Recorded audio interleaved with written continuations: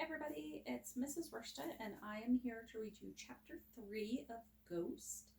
I have Sheldon, my trusty sidekick here, who's going to keep me company while I read. Most of you know that I have two dogs. Leonard is upstairs in the kitchen, probably still trying to find something to eat. But Sheldon is here to keep me company while I read to you. So Chapter 3 is called World Record for the Most Altercations. What do they call criminal records? Not criminal records. They call them something else. Rap sheets? Yeah, that's it. Rap sheets. Which is such a dumb name because it makes me think of rap music. Like maybe a rap sheet is what rappers write the rhymes down on. But yeah, rap sheets. I got one of those. Not a real one though. One that real criminals have. Nah, I got a school rap sheet. But in school, they call it a file. I got a file. And even though I've never actually seen it, it has to be pretty big because I'm always being sent down to the principal's office or put in detention or suspended for shutting people down for talking smack. Oh, Castle, why are your clothes so big? Why are your pants so small? Why are you named Castle? Why you always smell like you walked 1,000 miles to get here? Why it looked like somebody tried to cut your hair with a butter knife? And my response would be, well, let's use the schooly terms, not exemplary behavior.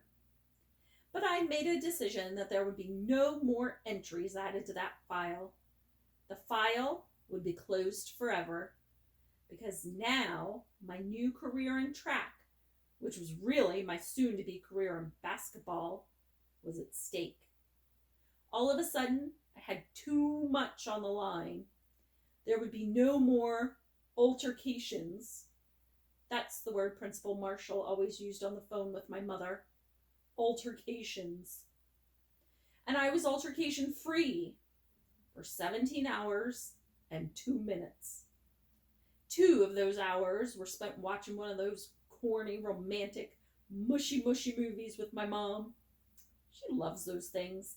And every night when we're eating dinner, she sits on the couch in the living room and watches one while opening mail and clipping coupons. I always spread all my blankets out on the floor, 3 or 4 of them to make what Ma calls a pallet, which is where I eventually doze off. She takes the couch. We haven't slept in our room since Dad. It's too weird for her to try and sleep in the room they slept in. And I got this thing about being as close to the door as possible, just in case we have to get up and run again.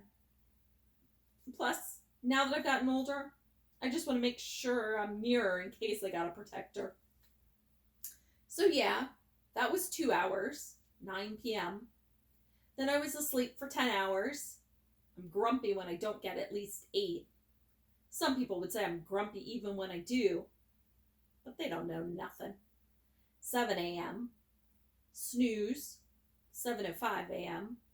Snooze, 7:10 a.m. Cass, get your butt up for school. I'm not playing. 7:20 a.m. Lay there looking around the living room, up at the light in the ceiling. The glass thing that covers the bulb has dead bugs in it. Under the couch there are toys that I don't even remember playing with. I look at the pictures on the wall. Me at 9, and at 8, and at 7 when Ma was experimenting with me, giving me a mohawk. But no pictures of the family. Then, finally, it was time to get up. 8 a.m. 10 minutes spent in the shower, 10 minutes getting dressed, and 10 minutes eating breakfast. Toast with peanut butter and honey. 8:30 a.m. 17 minutes walking to school. 8:47 a.m. Homeroom dismissed. 9:10 a.m. 45 minutes in English class where we're reading Lord of the Flies, which, by the way, is a crazy book. 10 a.m. Then 45 minutes in math class, which was basically 45 minutes of Maureen Thorne raising her hand every single time Mr. Granger asked a question so that she could go up to the board and write the answer. Such a show-off. She's like the geeky girl version of Lou. So yeah, that happened. 10:50 a.m. And then there was social studies class, which I usually call nap time because we never study nothing social. Like, I don't know, social media or social events like parties. All social studies is a stupid way to say history. It's like the rap sheet of history or something like that. Anyway, I would usually snooze through it, but it was a new day and I was turning over a new leaf. Yeah, you turn it over too? Something like that. Anyway, I would usually snooze through it, but it was a new day and didn't really focus on too much or nothing being said, but my eyes were wide open. 11:40 a.m. And then lunch. You know who ate lunch the same time I did? Brandon Simmons, Jack from the Lord of the Flies. A power-hungry dummy and the single most annoying dude in the 7th grade. He owned that record. A record that's really hard to own because there are a lot of annoying dummies in 7th grade. Trust me, I know. But none like him. Brandon was a year older than everybody because he stayed back a year. Dude was dumb as dirt, and that wouldn't have been so bad if he at least was cool. But he wasn't. Plus, he was taller than most of us, so he treated everybody like chumps, especially me. Just made it to the cafeteria. 11:44 a.m. Got in line. Brandon came in after me, bumped me, and then, seeing that I ignored him, decided to step in front of me. "Shaq," he said.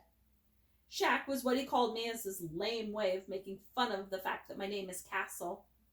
You don't mind me butting in front of you, right? I mean, it's not like you haven't had cafeteria food before. You probably had some last night, right? He shrugged, hit me with another one. Right? The only reason Brandon even knew about my mother is back when we were in 4th grade. Yep, I've known him that long. My mother thought it would be a good idea to come speak at career day, and Brandon had used it as fuel ever since. He grinned, then looked around to make sure other people had heard him, which was always the most important part of his jerkiness. Then a few more. Right? Right? I sat at the table, 11:50 a.m. The same table I sat at every day with my 2 friends, Dre Anderson and Red Griffin. I met Dre this year, and we'd hit it off because he's a ball player too. Plays for the Boys and Girls Club, and he told me I should have played, but I missed the tryouts. On purpose. The thing is, Boys and Girls Club don't ever really cut nobody. Everybody can just sign up and play, but who wants to be on a team with a bunch of pity players? I didn't want to bust Dre's bubble because that ain't cool, but for me, I'm too good to be on a team like that. I mean, I didn't really know that, but I knew that, you know? And Red, well, I've known him for a long time. We've been cool since 5th grade, mainly because even though we've never really talked about nothing bad, we both kind of knew that something bad had happened to us. Like, for me, the best way to describe it is I've got a lot of scream inside. And I could tell Red did too. He was a white boy with red hair who everybody was friends with, mainly because people were scared that he was crazy. And it's better to be on crazy's good side. Jessica Grant said her mother said the only reason people have red hair is because they're red on the inside. Red, like violent. But I got black hair, so does that mean I'm black on the inside? Anyway, Brandon came and sat next to Red at the table. He usually sat farther down by the other gas mouths, but not today. Today, he sat right next to Red and right across from me and Dre. Yo, Red, you ever been to Glass Manor? Brandon asked while chomping on a chicken drummy. Nope, Red said, dry, just before taking a sip of his juice. He wasn't paying Brandon no mind. Oh man, you should go. It's something to see, Brandon said. now looking right at me. We caught eyes for a second, but then I darted mine to my French fries and ketchup. Dip, then bite. Dip, then bite. Don't look up. Don't pay him no attention. Dip, then bite. Brandon continued. You really get to see where they got the name Glass Manor from, because, dude, everybody who lives there is freaking shattered. Dre let out a deep sigh, like a here we go again sigh. And Red glanced at me because he knew I lived there. Everybody knew I lived there. And even though I wasn't the only kid from school from that neighborhood, it seemed like I caught the most mess about it. At least from Brandon. Red looked back at Brandon, disgusted, and then went on eating. What a dumb joke. Brandon was talking to Monique, who sat next to him. 12:02 p.m. Really, he was snatching food off her plate and teasing her about her acne. But the thing was, everybody knew he had a crush on Monique, no matter how many moon-faced jokes he cracked. Everybody also knew that he tried to get her, but she kept rejecting him, which was the real reason he snapped on her. Her acne wasn't even all that bad. Hey, Shaq, he called out. All you gonna have is fries? Again, I didn't say nothing. I didn't have to explain that I always got just fries so I could save $1 to get sunflower seeds later. So I just ignored him. Just sat there with my empty tray and shook up my chocolate milk. Lunch would be over in a few minutes.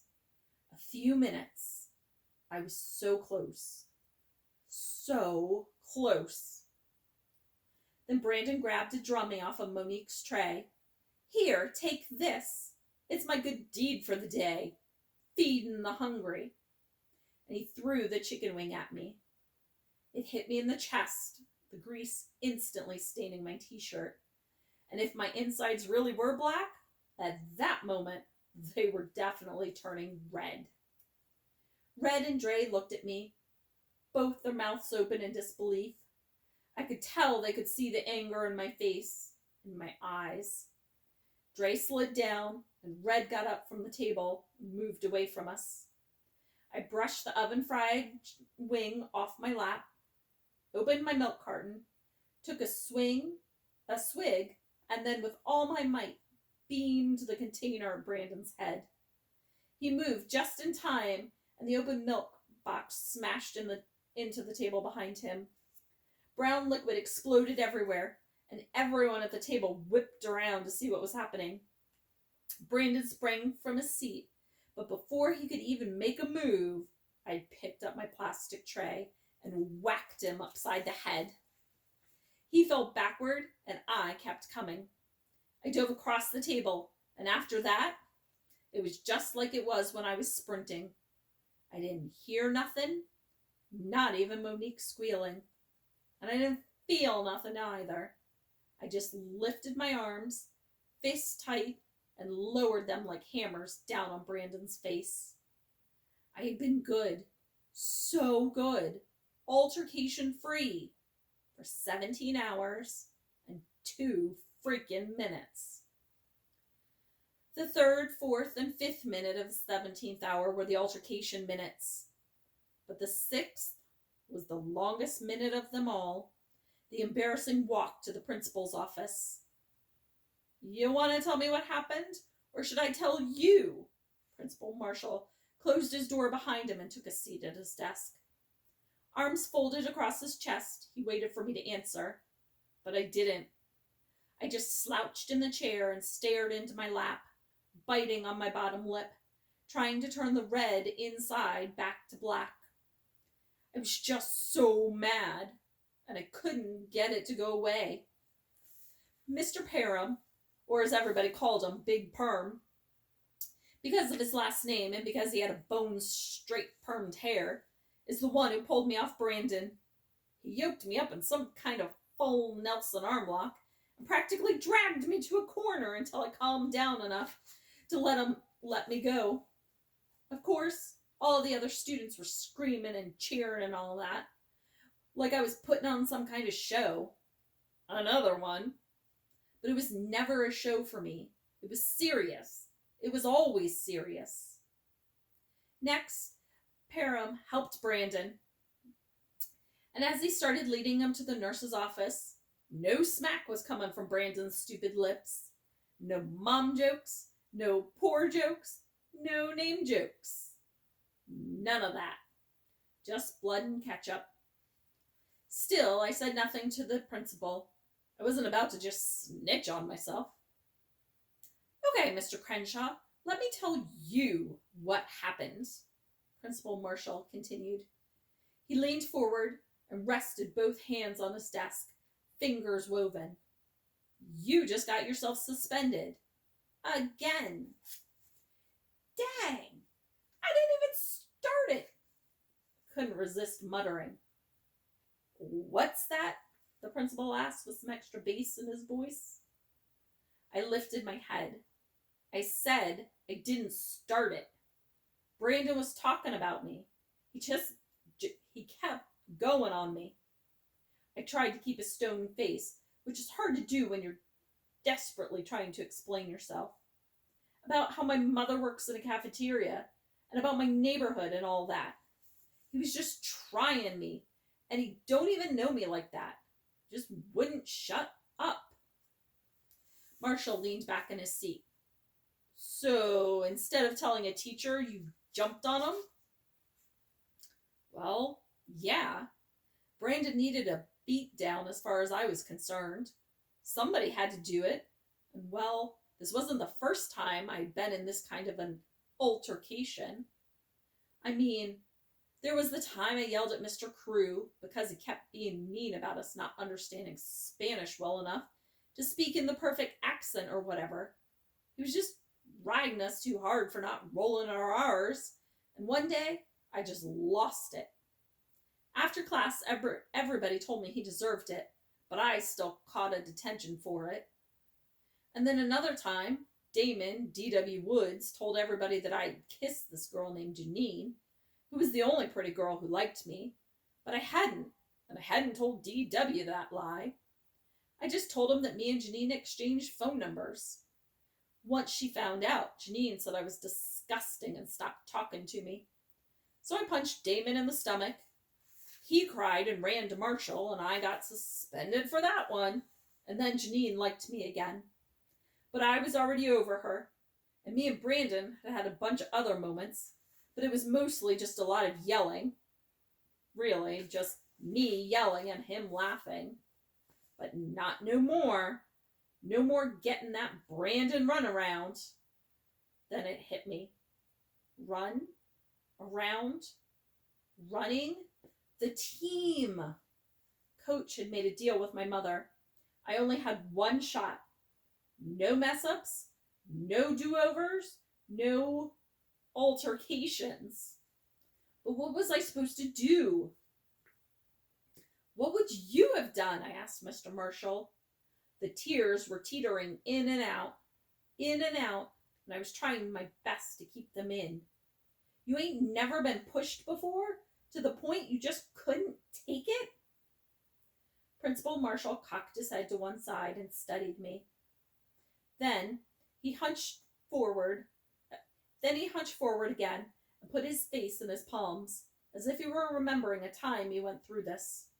Then he wiped his hands down his face like he was washing that memory away. I'm going to deal with Brandon. But you, he said, his voice now a little softer. You gotta get it together, Castle. I know you've been through some things, but you just can't keep doing this. He stood up from his desk and came around to the front. I'm not going to give you a full suspension this time, but you do have to go home for the rest of the day. He reached behind him for the big black telephone. Here, he held the phone toward me. Call your mom. Now, I knew that Principal Marshall was letting me off the hook. Big time.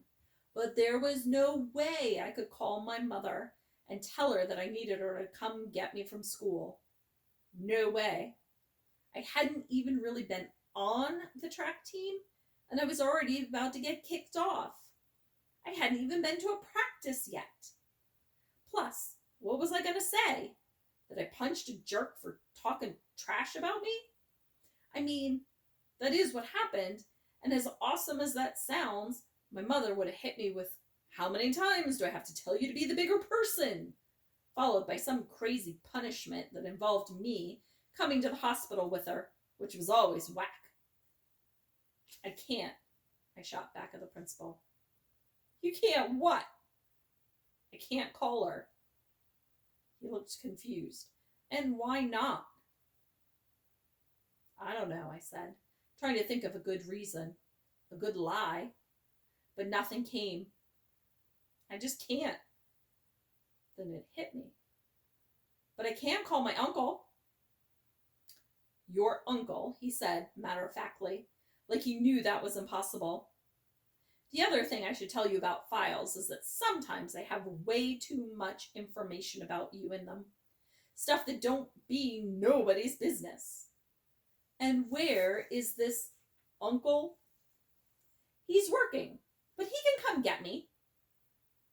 "Why haven't I ever heard of this uncle before?" he asked suspiciously. "He's been gone," I explained, trying to keep a straight face. Looked him dead in the eye. "But he's back now." Yikes. Not really that smooth of an answer. Mr. Marshall just sat there squinting at me, one eye slightly more closed than the other, tapping his leg. Then he and handed me the phone. "Call him," he sighed. I unzipped my backpack and dug around for the card that said, "The Defenders, Coach," in black block letters. I dialed and waited while it rang. Come on, pick it up, I thought. Please, pick it up. "Yes?" It was Coach's voice on the other end of the phone, but he didn't say hello or nothing, so it caught me off guard. "Hello?" I said. "Who's this?" "It's me, Castle. I spoke low into the phone. "Ghost." "Ghost? Boy, what are you doing calling me at," he paused, I guess to check the time, "at 12:22? Ain't you in school?" "Yeah, but I need you to come get me," I said. I looked up at the Principal Marshal, who was staring a hole in my head. I was trying not to say uncle, which was what he was waiting for. I got in trouble. "What?" Coach said, and before I could say anything else, he told me to hold on. 975, ma'am. "Uh-huh. Thank you so much. Have a good day." Then the sound of the door slamming. "Now what you talking about, Ghost?" "I got in trouble and they're suspending me for the day, so I need you to come get me." "Why are you calling me? Why don't you call your..." And before he could even finish his sentence, he answered his own question. "Oh, I see. Kid, you're already killing me." I glanced up at Principal Marshall. He was getting antsy, and I knew I only had a few seconds before he snatched the phone. Turns out I had even less than a few seconds. "Give me the phone," Principal Marshall said, getting up and grabbing it from me. Then he aired everything out. "Hello? Principal Marshall here. Is this Castle's uncle?" I dropped my head and waited to pretty much be body slammed. "Aha. Yes. Well, I need him off the premises as soon as possible. Just for the rest of the day." Principal Marshall sat on the edge of his desk, waiting for me to look him in the eye, but I wouldn't. I just looked around the office at all the posters that said stuff like excellence and discipline. And he had pictures of past students, probably kids who did excellent things, disciplined things, holding ribbons at a science fair, clutching a trophy, some kid giving the camera a thumbs up like a cornball. Probably all good students, not kids like me. Mr. Marshall was in Coach. Uh-huh, I see. Okay. Then he handed the phone back to me, but Coach had already hung up. Principal Marshall walked back behind his desk and took a seat. What did he say? I asked, bracing for the slam. He said he'll be here in a minute. It would have been the worst mistake ever to smile, but I sure wanted to. I sat there in the office while the principal went on about his business, flipping through folders, clicking at something on his computer, scribbling in a notepad, when I finally asked about the pictures of the different students on the wall. Who are those kids? I asked, biting a fingernail. He must have snagged it in the scuffle. Principal Marshall looked up from all his busy work. You don't get to ask me any questions until tomorrow, he snapped. His tone was sharp and I could tell he wasn't playing. I don't want to hear your voice. Your job right now is to sit there and wait for your uncle. Got it? I just nodded and sank into myself. Thankfully, it wasn't too long before Coach came marching up the hallway. The look he gave me was just as bad as the look Mr. Marshall had given me, which were the looks my mom gave me whenever I was in these situations. The I'm so disappointed in you look, which is way worse than the I'm mad look. I'm here to get Castle, Coach said to the secretary, Mrs. Dixon. Okay, just sign him out, she said. Coach scribbled something on a piece of paper, checked his watch, jotted the time down, met the principal, shook his hand, apologized to him for what I did, and we were out of there.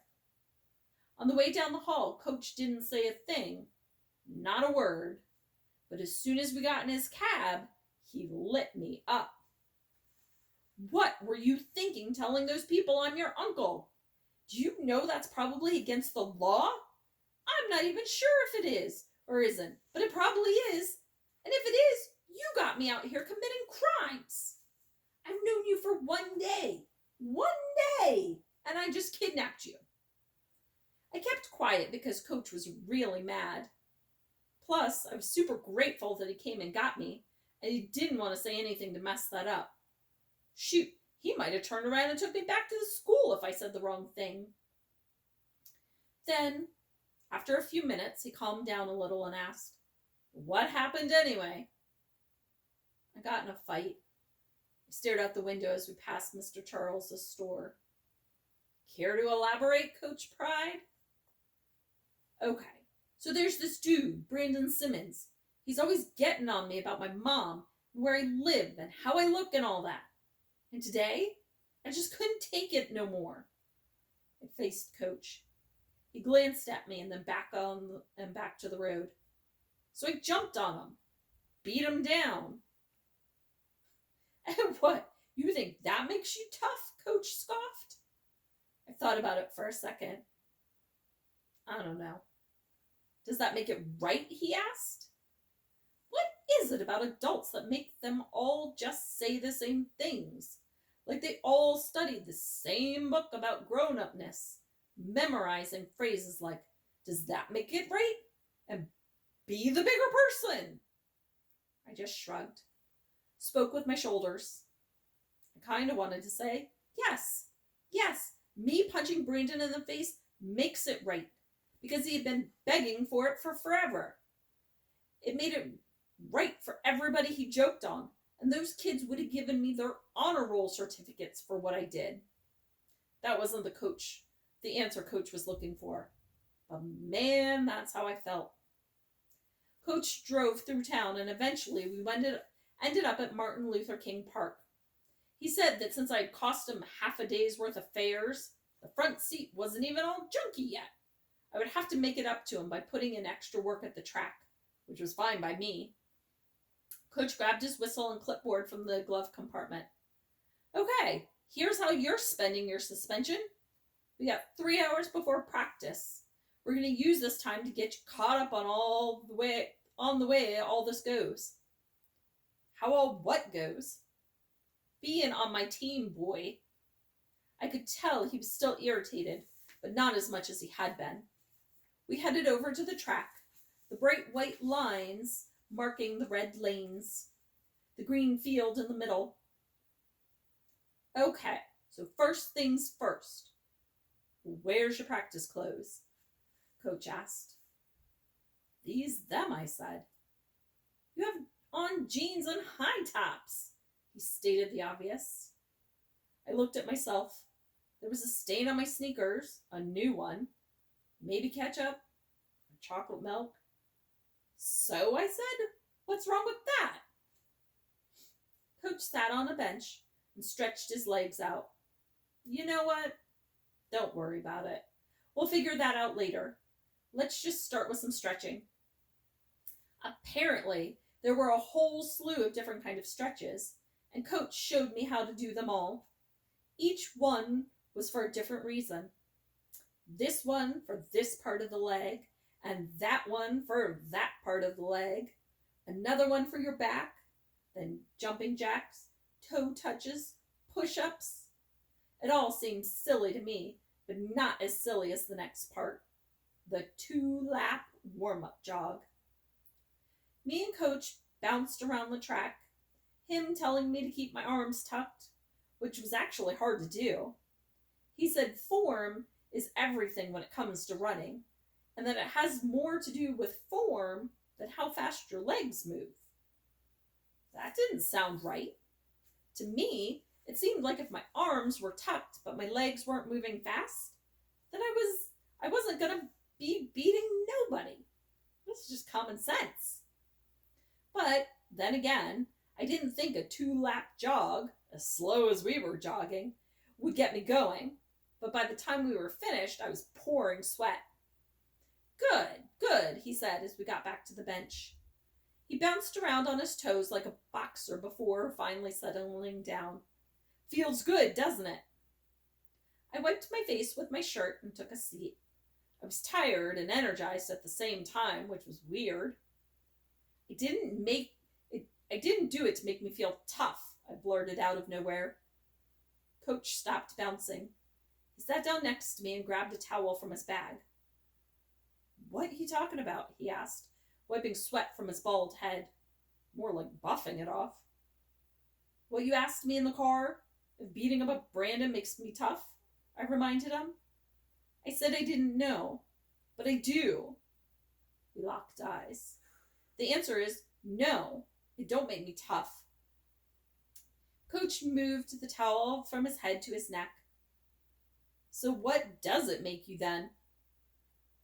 I don't know, but not tough. I thought for a second. Because for something to make you feel tough, you gotta be a little scared of it at first. And then you gotta beat it. But I wasn't scared of Brandon at all. He was just a big guy with a big mouth. That ain't really all that scary to me. I'd been thinking about this while we were running around the track, warming up. In between Coach's tips about form and all that stuff, my brain was kicking that question around. Let me guess, Coach said, now flinging the towel over his shoulder. You're one of those kids who ain't scared of nothing or nobody. Nah, I chuckled just for a second, because I knew the kids Coach was talking about. The kids who say they ain't scared, but really be scared of everything. Kids like Brandon. He talked all that trash and teased people because he was shook. A cupcake. But that wasn't me. I ain't saying that. I've definitely been scared of somebody before. Real scared, I added, thinking of how loud a gun sounds when it's fired in a small room. That's how come I know how to run so fast. But now, the only person I'm scared of, other than my mother, I do things I know ain't cool.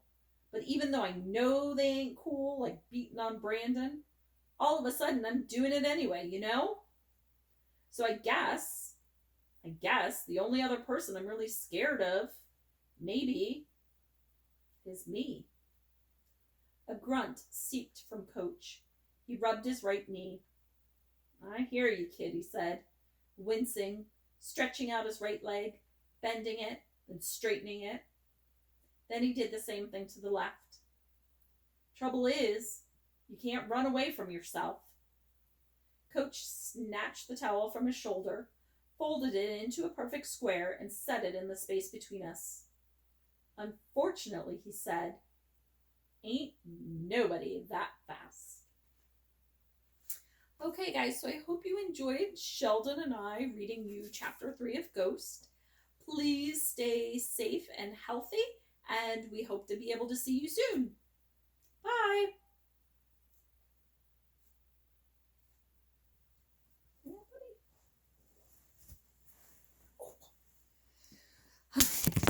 Let's see how many more times.